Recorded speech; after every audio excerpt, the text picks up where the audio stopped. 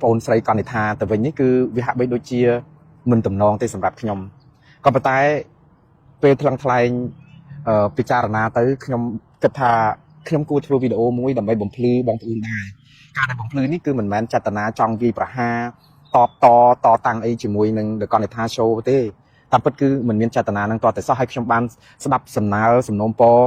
ការផ្ដល់យោបល់របស់ប្រិយមិត្តបងប្អូនយើងជាច្រើននៅក្នុងបណ្ដាញសង្គម Facebook ដែលខ្ញុំពេលដែលបង្ហោះសារតាក់ទងខ្ញុំនឹងបកស្រាយរឿងដែលថាឆ្នាំងតួឆ្នាំងមិនក្តៅមកក្តៅកម្របឆ្នាំងមានសិទ្ធិមិនខ្លាចភ្លើងខ្ញុំនឹងបំភ្លឺអីហ្នឹងបងប្អូនបារម្ភខ្លាំងមែនតើថាខ្លាចការបកស្រាយខ្ញុំនឹងទៅធ្វើឲ្យប៉ះទង្គិចគ្នារវាងខ្ញុំនិងកនិថាអីចឹងនិយាយដោយស្មោះត្រង់គឺខ្ញុំមិនដែលស្គាល់កនិថាទេហើយខ្ញុំឃើញគាត់ល្បីគាត់ធ្វើកិច្ចការងារច្រើននៅក្នុងសង្គមនៅក្នុងការផ្សព្វផ្សាយព័ត៌មានជូនបងប្អូនហើយគាត់ក៏មាន fan សម្រាប់គាត់យ៉ាងច្រើនសន្ធឹកណាស់នៅខ្ញុំទៅតែមើលនៅក្នុង show របស់គាត់ដែលទៅតែមានរឿងនេះគឺខ្ញុំបានទៅចូលមើលនៅក្នុង Facebook របស់គាត់ហ្នឹងមាន fan ដល់ទៅ1.7 លានអ្នកឯណោះដែលជា followers នៅក្នុង Facebook របស់គាត់ណាបងប្អូនច្រើនសន្ធឹកណាស់យើងចំពោះខ្ញុំកលិបមិនដល់គាត់ទេព្រោះអី fan របស់ខ្ញុំនៅ Facebook មានត្រឹមតែ47,000 អ្នកហ្នឹងតិចតួច48,000 អ្នកហ្នឹងស្ទើរតែជាទឹកមួយដំណក់នៅក្នុងមហាសាគរដ៏ធំធេងនៃប្រជាប្រិយរបស់កនិថាទេដូច្នេះខ្ញុំនិយាយនេះគឺមិនមែនបានន័យថាជាការចង់តោងកលិបឲ្យល្បីឬក៏អីទេខ្ញុំសូមអធិស្ឋានឲ្យខ្ញុំបានតាំងចិត្តរួចទៅហើយថា show នេះនិយាយតាក់ទងនឹង The Konitha Show ឬក៏នាងកនិថាតែម្ដងខ្ញុំហៅនិយាយទៅហៅប្អូនស្រីចោះព្រោះគាត់នៅក្មេងខ្ចីណាស់ហើយខ្ញុំសរសើរនៅទេពកោសល្យការខំប្រឹងប្រែងរបស់គាត់នៅក្នុងការធ្វើ show រហូតដល់តែមានជា brand របស់គាត់ The Konitha Show ហើយមាន fans របស់គាត់ហ្នឹងក៏ច្រើនសន្ធឹកដូច្នេះគាត់ទទួលបានសេចក្តីគោរពរបស់ខ្ញុំនៅក្នុងន័យមួយថាគាត់ពូកែហើយខ្ញុំចង់បានឲ្យក្មេងៗដូចគាត់តាមពិតអាយុគាត់ហ្នឹងបងកូនខ្ញុំច្បងតែងទួយទេមើលទៅគាត់នៅក្មេងខ្លាំងណាស់ខ្ញុំមិនដឹងថាគាត់អាយុប្រហែលទេប៉ុន្តែខ្ញុំគិតថាប្រហែលជាខ្ទង់ជាង30អីហ្នឹងចឹងឬក៏អាចថាផាក់ផែប៉ុណ្ណឹងតែខ្ញុំប៉ុន្តែខ្ញុំគិតថាគំនិត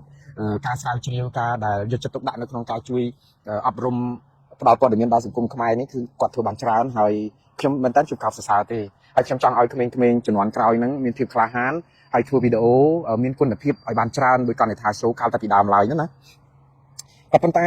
អ្វីដែលខ្ញុំចង់និយាយអំពី The Konitha Show ថ្ងៃនេះគឺដោយសារតែឈ្មោះរបស់ខ្ញុំត្រូវបាន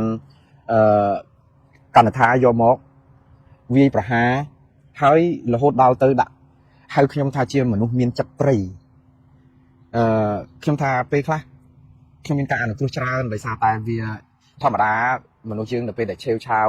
នៅពេលដែលខឹងនៅពេលខឹងខុសខឹងខាតឬក៏នៅពេលដែលបាត់ពិសោធន៍ក្នុងការតាក់ទងប្រស័យតាក់ទងអីមួយចំនួនឬក៏និយាយទៅខ្ញុំថាមកពីការខឹងឬអីមួយមិនពេញចិត្តរឿងអីមួយហើយមិនមែនមកខឹងអីខ្ញុំទេតាមពិតគាត់អាចខឹង fans របស់គាត់នឹងយ៉ាងសន្ធឹករាប់និយាយទៅរាប់ម៉ឺនអ្នកដែលអាចរួមទាំង fans របស់គាត់ឬក៏អ្នកដែលមើល show របស់គាត់នឹងមិនពេញចិត្តនឹងសំណេររបស់គាត់តាក់ទងនឹងព្រំដែនថៃឯណោះដល់ទៅពេលការខឹងសម្បាននេះក៏វាអាចរាលដាលដល់មកខ្ញុំដែរដោយសារតែខ្ញុំមានវីដេអូរហូតដល់ទៅ2លើកឯណោះនៅក្នុងការខ្ញុំនិយាយតាក់ទងនឹងព្រំដែនហើយខ្ញុំក៏ច្បាច់យកករណីកនិថា show នេះយកមកជំរាបជូនប្រហែលជាប៉ះពាល់ដល់អារម្មណ៍របស់គាត់បានជាគាត់ខឹងមករករឿងខ្ញុំដែរហើយខ្ញុំថាអ្វីដែលយើងមានគំនិតមិនដូចគ្នាឬក៏យ៉ាងម៉េចជាបែបប្រជាធិបតេយ្យយើងអាចនិយាយជជែកគ្នាតាម show តាមអីប៉ុន្តែរក្សាក្រមសីលធម៌សេចក្តីថ្លៃថ្នូរទៅដដែលទៅវាមិនអីទេព្រោះអីក្នុងការជជែកគ្នាពាក្យពេចន៍ដែលនិយាយឬក៏ពាក្យពេចន៍ដែលប្រើប្រាស់ហ្នឹងបើយើងកាន់តែសុភាពរាបសារកាន់តែមានសីលធម៌មានសុជីវធម៌ពាក្យនោះកាន់តែមានទម្ងន់កាន់តែខ្លាំងទៅវិញទេហើយចំពោះខ្ញុំអ្វីដែលខ្ញុំរិះគន់ឬក៏លើកឡើងពី The Konitha Show ហ្នឹងគឺគ្រាន់តែចង់ឲ្យកនិថាចង់ឲ្យល្អជាជាងចង់ឲ្យអាក្រក់ទេប៉ុន្តែបើស្ដាប់មើលទៅគាត់ហាក់បីដូចជាវិបហាខ្ញុំជាលក្ខណៈបុគ្គលណាបងប្អូនហើយខ្ញុំនៅពេលដែលរឿងអីក៏ដោយប៉ះពាល់ជាលក្ខណៈបុគ្គលគឺខ្ញុំជាបុគ្គលខ្ញុំមានសិទ្ធិការពារខ្លួនដែរហើយខ្ញុំមិនចង់ឲ្យរឿងនេះវាបែកអូហូជាស្ទឹងអីទេព្រោះអីខ្ញុំនឹងជម្រាបថា show នេះនិយាយអំពី The Konitha Show នេះគឺជា show ចុងក្រោយរបស់ខ្ញុំតាក់ទងនឹង Konitha Show ខ្ញុំនឹងមាន show ណាទៀតដើម្បីបញ្យលឬក៏វែកញែកវែងឆ្ងាយអីតទៅទៀតទេចង់បងអូនស្រីកនិថានឹងចង់លើកឡើងមកតតាំងអីទៀតសូមអញ្ជើញតាមតគួរប៉ុន្តែចំពោះខ្ញុំនេះគឺជា show ចុងក្រោយដែលខ្ញុំនិយាយតាក់ទងនឹង Konitha Show តាក់ទងនឹងអ្វីដែលគាត់និយាយប៉ះពាល់នឹងបុគ្គលលក្ខណៈរបស់បុគ្គលិកលក្ខណៈរបស់ខ្ញុំព្រោះអីជាជាងគាត់រិះគន់គំនិតនៅក្នុង show គឺគាត់ហៅខ្ញុំថាជាថាព្រៃលាក់មុខតែប្រើភាសាព្រៃលាក់មុខហើយមានរូបវីដេអូរបស់ខ្ញុំដែលគាត់កាត់ច្មិចបន្តិចយកមកបកស្រាយដើម្បីជាការ vì bà hà một lời rụt nhóm mình tại chỉ chắc tôi ô đầm na ấy là bọc qua tê pro ấy chúng tao thiệp coi qua thiệp không sầm ba ấy nắng chúng tao chỉ tôi kịch mình trong chuối đi qua thưa đầm bay ở lối đi cầm xưa là anh ấy chẳng tới ở thu chặt pro ấy qua chuyện là bay mình nè đai đọc về rong ca đại đi con này chẳng tới chúng tao ai từ tua bán nó bóng rôn đập về để qua từ tua bán trong ai vô tha qua chỉ bắt chỉ thưa ấy muối đầm bay rồng ngoạp chấtก็เป็นแต่เรื่องเหมือนแม้จะเรื่องม่วงนะเรเต้เรื่องระบบกอดคือเรื่องแฟนสบบกอดชรานะแต่เจก็ติดประสาทกอดสเตอร์แต่กรุบตีตีในขนมอาการแต่กอดเป็นจังซามวยประมาณพายจีปีแบบไงมุนนั่งให้ดาวเปลเรียลดาวมาดาวขนมขนมมันเจียตัวเหมือนไอ้ได้แต่เรียลดาวตรงท่าเมาดีลบกุลแหลกนะจะระบบขนมด้วยท่าตีมวยท่าขนมเชื่อมนุษย์มีนจัดปรีให้แหลกมุกเปียท่าปรีมนุษย์แต่มีนจัดปรีขนมเชื่อท่าสนับเตอร์เวียดดูเฉียงอย่างทุนติดสิ่งผู้เปียกขมายนะผู้มนุษย์เยอะเปียกถับปรีจีเนียมแผลทาเชียตีได้มีนปรีตีได้เหมือนแมนเชียอารยะทัววัปทัวประเพณีไอ้ตีแบบทอมไม่เจี๊ยบแบบสัตว์สหาวแบบสัตว์ปรีแบบกระไรได้ขมิ้นยิ่งแต่ขมิ้นอารยะทัววัปทัวไอ้โลกลำเตปรูไอ้วิจิแบบทอมไม่เจี๊ยบวิจิแบบโบราณจากกลุ่มเรื่องอะไรจังเตจังเมื่อกี้ทำมนุษย์ปรีบ้านในทำมนุษย์ได้รู้เนื้อมันได้สกอลภูมิทานตีกรองเองเกเตคือยืงรู้เนื้อระเบียบปรีพนมในแต่ด้วยทางเหมือนสควอลระเบียบบอบไอตีกรองจังเดไปได้จะรักปรีบ้านในทางที่จะรักโดยเชียชกงคว้าสันดับพนอดเพลียวชเวงหรือก็ยิ่งแต่คือจะรักได้เหมือนซ้ำร่มหรือก็เองจังแต่ในขนมในจิตคนนี้นั่นจิตคนเตยาให้ในไปได้กอดปลายขนมไทยขนมจีมนุษย์ได้เมียนจีมนุษย์ปรีให้แหลกมุกหรือก็สงัดขนมยังหนารำโดยเชียทันเลยฮะกันทันเลยปลุกไอ้ขยมมันได้เตยเจียมนุษย์ปรีหรืออย่างนาเตปลุกไอ้ขยมอัดมีนปัญหาไอ้จมูกกันในท่าตัวแต่ซอกขยมอัดได้เตยจันนายขยมอัดได้เตยเนนเตียชนิดนี้ขยมอัดได้เตยควอลปีเรื่องกันในท่าโชว์นั่งเตคนใต้ขยมปัจเจียทลอดลุยสาสาท่าจุดปุ่มมัดแกะระบาดขยมจุดทลอดลุยสาสาท่าโอ้ยังมือกวาดแบบนี้นี่เจียสตรีเขมรปากกายคอมปรังปลายทัวร์วิดีโอทัวร์ไอ้บานจรานสันทักให้กับมีนแฟนใส่ความตรอส่งไปแต่ขยมทัวร์การในวิชวาซิสไรกับขยมทลอดนี่ยี่จมูกสาการไรขยมท่ายังแมนเทนยังคอมปรังทัวร์โชว์คืนยังลังมาวงคืนมากันเนาะยังทัวร์อัดบานคนแบบพิบสเตอร์แต่พายกันในท่าโชว์พองเต้ให้มือเกย์แฟนเกย์แชร์มาร้องอัดดาวตือรับรอยเคยังรอแต่ดับเคอัดบานไอ้พอเพราะฉะนั้นขนมในนี้คือขยมจังใหญ่ท่าขยมอ้อยดำไหลเต้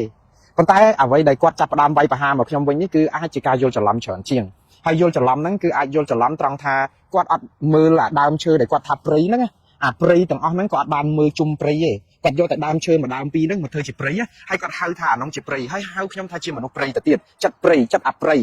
ให้เราดาวเดียร์ละตัดจะรักท่าขยมนั้นเสียแต่สะอาดบาดกรอนบาได้ตายจัดกลุ่มนัดโดยขมายกับฮอมสมัยชนำจัดแผนจัดประมวยเลยให้ก่อนในท่าตามปัดเราเรื่องขยมท่าขยมมีนจะรัดโดยระบบขมายกับฮอมได้คลิปมอดประชีพรวัตมันเอาอย่างยี่ได้ไอ้ซะได้ซาแต่กวาดเลือกลางเคลียร์มวยได้ขยมใหญ่ท่าบันเนี่ยน้านี่ยี่ไอ้จะตองหนึ่งกาได้โดได้ระบบยืงเกลุ่มรูปโยปลาลูกโยมัดดักคือเกสระระบองกิจเลียนเปลี่ยนโจดาวได้ยืงให้จัดแต่ยืงมันไอต่อตังเกไอบ้านยืงสกจัดสมงามสกยกสกสันติเพียบตื้อให้โปรมเอาเกยอได้นั่งตื้อถูกเกจีมนุษย์คลังเชียงให้ยืงท่านเนี่ยนะจองต่อตังจมูกเกหรือก็มันสบายจัดหนึ่งเกยปลาลูกโยมัดดักไอ้นั้นนอมขี้ตื้อบังการจีกองโปรโตสมัครจัดตื้อต่อตังประชังจะบังจมูกหนึ่งไทยในตัวใดในตื้อก็ในท่าส้มปนไซต์มือซาระบบปนไซต์หลังวิญซานี่คือปนไซต์เนี่ยเสกครูนไอเตอัดมินเนี่ยนาเนี่ยเสกเตปนไซต์เนี่ยเสกครูนไอซาปนนั้นปนไซต์สกจัดเกยปลาลูกโยมัดสระปนไซต์ปรับเปียธาเราโหต่อตายดื้อเอาเนี่ยได้จองต่อตังมันสบายจัดเอาเกตื้อบังการจีตัว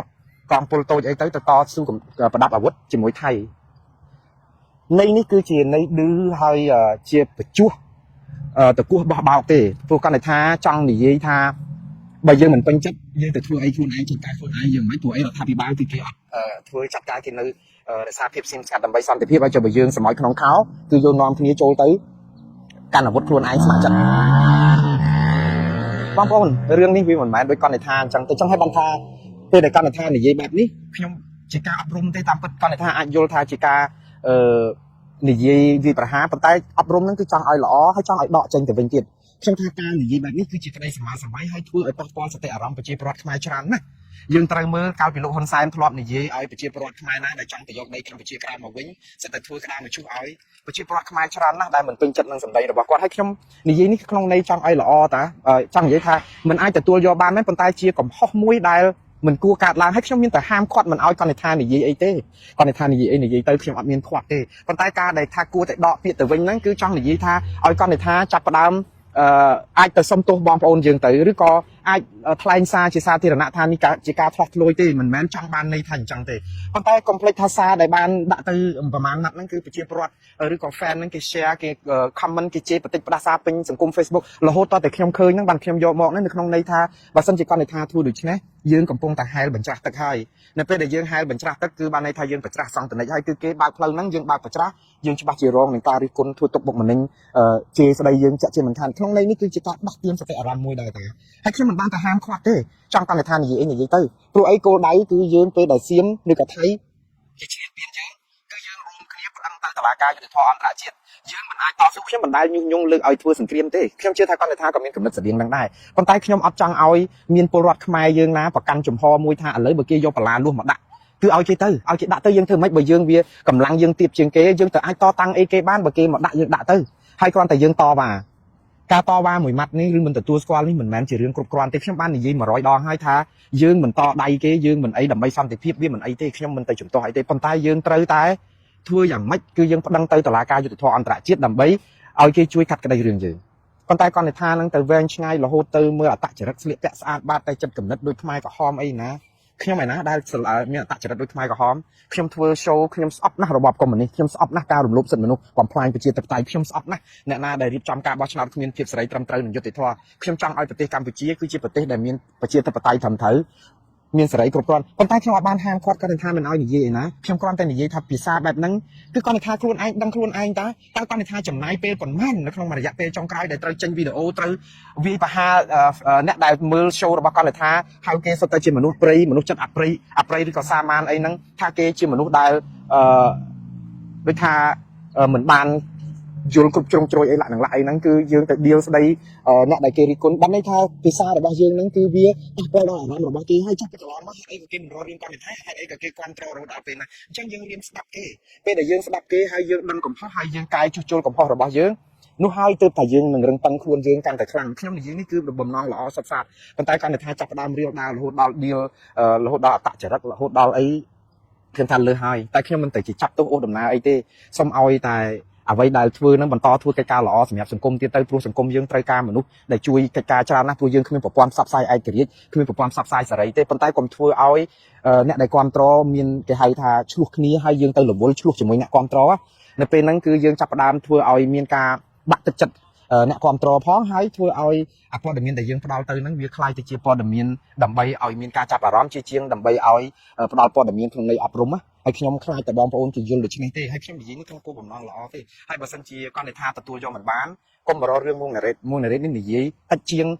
អ្នកដែលរិះគន់គាត់និយាយថា100ដងទៅមើលសាររបស់គេទៅគឺជាបតិចផ្ដាសាតែប៉ុន្តែខ្ញុំធ្វើទុំអាខាតហើយភាសាអសិលធម៌អគុណធម៌គ្មានសុជីវធម៌នេះកុំយកមកប្រើប្រាស់យើងអាចដោះស្រាយគ្នារិះគន់ខ្ញុំយ៉ាងម៉េចក៏រិះគន់បានដែរប៉ុន្តែកុំដៀលអត្តចរិតព្រោះអីមិនគាត់ថាមិនស្គាល់ខ្ញុំទេហើយខ្ញុំក៏មិនទៅវាយប្រហារអត្តចរិតគាត់ថាធ្លាប់ធ្វើ show នេះអញ្ចេះមកហើយចរិតអញ្ចេះព្រៃផ្សាយអីខ្ញុំមិនបាននិយាយទេគួរសមមិនគួរសមខ្ញុំអត់បានមាននិយាយអីខ្ញុំនិយាយពីគំនិតដែលគាត់ថាសរសេរនៅក្នុង show ហ្នឹងហើយវាត្រូវនឹងបញ្ហារឿងជាតិយើងកំពុងតែព្រួយបារម្ភរឿងបាត់ដីថៃគេឈ្លានពានអញ្ចឹងប្រជាពលរដ្ឋខ្មែរ17លាននាក់លោកព្រួយបារម្ភណាស់អញ្ចឹងការដែលយើងនាំគ្នានិយាយអីធ្វើឲ្យថៃបានចិត្តយកដាក់បន្លាលួសអីទៀតទៅហើយយើងកំតតាំងនឹងគេធ្វើមិនបើគេខ្លាំងជាងយើងធ្វើឲ្យប្រជាពលរដ្ឋខ្មែរលោកជាការពិតចង់ថានិយាយមិនខុសទេព្រោះអីរដ្ឋាភិបាលក៏គេចង់ឲ្យអញ្ចឹងដែរប៉ុន្តែសំខាន់គឺវាធ្វើឲ្យប្រជាពលរដ្ឋនឹងគ្នាមានការថ្នាំងថ្នាក់ហើយអញ្ចឹងមកខ្ញុំឲ្យដកទៅវិញនឹងក្នុងន័យថាកលៈទេសៈបែបនេះបើមិននិយាយអីសោះក៏ល្អដែរខ្ញុំអត់មានបានហាមគាត់មិនឲ្យនិយាយទេបើនិយាយទៅល្អប៉ះបានប្រជាពលរដ្ឋគ្រប់គ្រងខ្ញុំជួយប៉ុន្តែយើងមើលឃើញអាណាគេមកស្រែកជេរស្រែកគ្រប់គ្នាតើវាខាតប្រយោជន៍អីហើយខ្ញុំមិនទៅរករឿងអីទេខ្ញុំម្ដងទៀតនេះគឺជា show ចុងក្រោយរបស់ខ្ញុំសម្រាប់ករណីដែលគាត់និយាយថា show ខ្ញុំនឹងមិនចំណាយពេលវេលាអត់ប្រយោជន៍ដើម្បីមកជជែករឿងនេះទៀតទេហើយខ្ញុំពេលដែលខ្ញុំលើកឡើងពីមតិជាទូទៅភាគច្រើនខ្ញុំកម្រនឹងរៀបរាប់ឈ្មោះណា ព្រោះអីខ្ញុំមិនចង់ប្រឡូកប្រឡាក់ជាមួយនឹងឈ្មោះប៉ុន្តែគំនិតមួយតាក់ទងនឹងរឿងព្រំដែននេះវារឿងរសើបពេកបានជាខ្ញុំលើកឡើងនឹងដើម្បីជាការដាស់តឿនក្រានរំលឹកថាបើសិនជាយើងមានការជ្រុលជ្រោះទេកែប្រែទៅកុំឲ្យវាជ្រុលហួសកាន់តែជ្រៅហើយធ្វើឲ្យប្រជាពលរដ្ឋខ្មែរអស់ក្តីសង្ឃឹមផងហើយនឹងអាចវិប្រហាយើងផងនៅក្នុងន័យនេះសូម្បីតែរឿងបាត់ដីបាត់អីហើយយើងមិនព្រមតតាំងវាអាចតាក់ទងនឹងរឿងបាត់ដីឲ្យបរទេសខ្ញុំមិនទៅចោទថាគាត់ថាឲ្យដីឲ្យបរទេសណាប៉ុន្តែនៅពេលដែលគេដាក់បលាលួសចូលក្នុងដីអធិបតេយ្យរបស់យើងហើយយើងអត់ទៅទាមទារគេយើងសុខចិត្តរក្សាភាពអត់ធ្មត់អានឹងស្មើនឹងការដែលក្បត់ជាតិឲ្យទឹកដីទៅគេដែរហ្នឹងលើកឡើងតែយើងនាំគ្នាប្តឹងទៅតុលាការយុតិធធអន្តរជាតិដាក់តំបន់ដែលកំពុងតែមានវិវាទហ្នឹងហើយច្បាស់អញ្ចឹងអាហ្នឹងបានយើងដឹងថាយើងពិតជាតតាំងប៉ុន្តែសប្តាហ៍ថ្ងៃនេះគឺកម្ពុជាគឺកំពុងតែយកវិធីគឺអត់ធ្មត់គ្រប់បាត់ជប់បាញ់អីអញ្ចឹងវាជាការល្អហើយខ្ញុំមានតែជំទាស់អីប៉ុន្តែឲ្យដាក់ពាក្យប្តឹងហ្នឹងទៅផងសាររបស់គាត់ថាកាលពីដើមឡើយប្រហែលម៉ាត់ហ្នឹងគឺមិនមានអីអញ្ចឹងទេហើយគេចាប់ផ្ដើមស្រែកជេរប្រសាចទៅបានជាវាលឺដល់ខ្ញុំក៏យកមកនិយាយទៅក៏គិតថាពិតមែនហើយរឿងនេះគឺមិនសមរម្យទេហេតុអីបានជាគាត់ថាធ្វើដូច្នេះវាធ្វើឲ្យប៉ះពាល់ដល់គុណភាពនៃ show របស់គាត់ផងព្រោះគាត់ធ្លាប់ធ្វើបានល្អអីអញ្ចឹងទៅអានេះរឿងនៃនេះគឺចង់និយាយថាខ្ញុំគិតថាខ្ញុំមិនបាននិយាយតែគាត់ថា show មួយទេខ្ញុំថាអ្នកណាក៏ដោយក្នុងពេលនេះបើនិយាយពីព្រមឲ្យគេរំលោភបំពានដាក់បលាលួសឲ្យមិនតតាំងគេមិនប្តឹងគេទៅតុលាការយុតិធធអន្តរជាតិទេគឺគេនឹងចារជាប្រវត្តិសាស្ត្រថាយើងជាជនក្បត់ជាតិហើយខ្ញុំមិនថាតែគាត់ថាទេសូម្បីតែមេដឹកនាំសប្តាហ៍ថ្ងៃហ្នឹងក៏ជាប់ចារក្នុងប្រវត្តិជាជនក្បត់ជាតិដែរបើសិនជាយើងអត់មានការប្តឹងបែបនេះព្រោះអីវាបាត់ដីរបស់យើងហើយតែបាត់ដីបានន័យថាយើងសុកចិត្តឲ្យគេយកដីហ្នឹងមិនចឹងយើងមិនប្រគល់ប៉ុន្តែដូចឲ្យគេអញ្ចឹងព្រោះអីគេមកទន្ទ្រានឲ្យយើងអត់ព្រមយកមកវិញហើយអាចច្បាប់ដាក់ដកសញ្ជាតិហ្នឹងបើសិនជាអ្នកណាក៏ដោយមិនមែនតែគាត់នេះថាទេខ្ញុំចង់និយាយថាបើគេចោទពីក្បត់ជាតិគឺគេនឹងដកសញ្ជាតិយើងហើយច្បាប់ហ្នឹងគេរដ្ឋាភិបាលអ្នកធ្វើឲ្យខ្ញុំចំទាស់ 100% ហើយច្បាប់ដកសញ្ជាតិហ្នឹងមិនបានជាមកនិយាយមកចោទខ្ញុំថាខ្ញុំហ្នឹងចង់បិទមាត់ដោយរបបខ្មែរក្រហមរហូតចង់ដកសញ្ជាតិអីពីគាត់ថាទៀតខ្ញុំអត់មានបាននិយាយតែចង់ដកសញ្ជាតិគាត់ថាខ្ញុំគ្រាន់តែឲ្យជាយោបល់ជាគំនិតថាបើយើងគេចោទយើងថាក្បត់ជាតិគឺបានន័យថាយើងជិះមិនផុតពីគេដកសញ្ជាតិយើងនឹងទេដោយអ្វីដែលគេដកថ្នាក់ដឹកនាំព្រោះច្បាប់សញ្ជាតិចឹងជាធរមាននេះគឺជាគំនិតដែលចង់ឲ្យជានៃរិះគន់នៅក្នុងន័យឲ្យកែទៅស្ថាបនាបែរទៅជាមិនបានទទួលអាការដែលយកទៅពិចារណាបកស្រាយមកវាប្រហាខ្ញុំឲ្យទៅកាត់វីដេអូឃ្លីបបន្តិចត្រង់នេះបន្តិចត្រង់នោះហើយសប្បាយចិត្តណាស់មើលឃើញគាត់ថាញញឹមយ៉ាងប្រព្រាយក្នុងការវាយបកមកខ្ញុំថ្មេះតេះឌីលខ្ញុំនឹងថាសុទ្ធតែជាបុគ្គលដូចពីលអញ្ចឹងបងប្អូនភាសាព្រៃនឹងដូចជាឌីលខ្ញុំថាជាបុគ្គលពីលស្លៀកពាក់ស្អាតបាតដែរហេតុអីមានចរិតបែបព្រៃផ្សៃដូចរបបខ្មែរក្រហម75 76ខ្ញុំកើតប៉ះឆ្នាំ76ទៀតវាត្រូវអញ្ចឹងទៀតប៉ុន្តែខ្ញុំអត់មានបានទៅគ្រប់គ្រងរបបខ្មែរក្រហមទេខ្ញុំចូលរួមចំណែកច្រើនណាស់ក្នុងសមាគមខ្មែរក្រហមក្នុងការយកខ្មែរក្រហមនឹងមកផ្ដំទៀតទោះក្នុងនាមជាអ្នកបកប្រែដើម្បីរកយុត្តិធម៌ជូនជនរងគ្រោះក៏ច្រើនដែរដូច្នេះការដែលទម្លាក់កំហុសហើយចិត្តតែយកពាក្យយកមកញុកក្នុងមាត់ខ្ញុំហើយថែមទៀតបែបនេះគាត់ថាធ្វើលើហើយខ្ញុំគិតថាម៉ោងនេះអ្វីដែលប្រសើរបំផុតគឺមានតែគាត់ថាទៅប្រាប់បងប្អូនដែលជា fan ទៅថាអូខ្ញុំសូមអធិស្ឋានផងជួនកាលពាក្យពេចន៍ខ្ញុំឬក៏គំនិតរបស់ខ្ញុំចង់និយាយចេះទេប៉ុន្តែសរសេរទៅវាខ្លីពេកខ្ញុំរៀបរាប់មិនអស់បើបងប្អូនយល់ខុសយ៉ាងម៉េចសូមអធិស្ឋានខ្ញុំសូមបកស្រាយចេះទៅវិញគំនិតដើមខ្ញុំចេះខ្ញុំថាប៉ុណ្ណឹងចប់បាត់ទៅហើយអត់ទៅវែងឆ្ងាយអីរហូតដល់មកវាទៅហា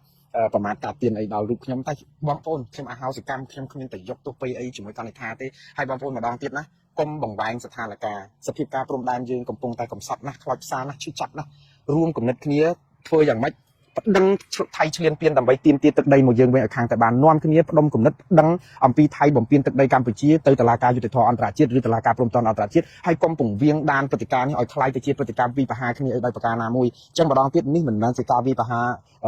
ងអូនស្រីកណ្ឌិថាទេនេះជាការដាក់ទានការរំលឹកម្ដងទៀតថាបងអូនស្រីបានដើរលើបន្ទាត់ក្រហមហើយបើសិនជាកែខ្លួនឬក៏កែតម្រូវខ្ញុំជឿថានឹងទទួលបានការសាទរពី fan របស់បងអូនកណ្ឌិថាកាន់តែច្រើនហើយចំពោះមួងណារ៉េតខ្ញុំគ្មានអីទៅព្រៀបប្រដូចនឹងកណ្ឌិថាទេខ្ញុំគ្មាន fan គ្មានអីសម្បើមអញ្ចឹងទេហើយខ្ញុំសូមតែធ្វើព័ត៌មានរបស់ខ្ញុំជាប្រចាំតទៅទៀតហើយគ្មានចង់ប៉ះពាល់បុគ្គលណាទេហើយសូមអញ្ជើញកណ្ឌិថាបន្តធ្វើ show តទៅទៀតចុះហើយបន្តបង្កើតស្នាដៃឲ្យល្អសម្រាប់ fan របស់កណ្ឌិថាតទៅទៀតហើយនឹងកាត់បន្ថយអ្វីដែលវាអាចបង្កើតឲ្យមានជាការយល់ខុសហើយនឹងមានគំនិតជេរបន្តិចផ្ដាសាគ្នាបែបនេះគឺវាខាតពេលហើយបើសិនជាមានរឿងនេះកើតឡើងសូមឲ្យចេះទទួលស្គាល់កំហុសហើយសុំខមាទោសអភ័យទោសចប់រឿងហើយវាអត់មានអីទេអញ្ចឹងបងប្អូនម្ដងទៀតខ្ញុំគ្មានធ្វើ show អីបន្តទៀតតាក់ទងនឹងករណី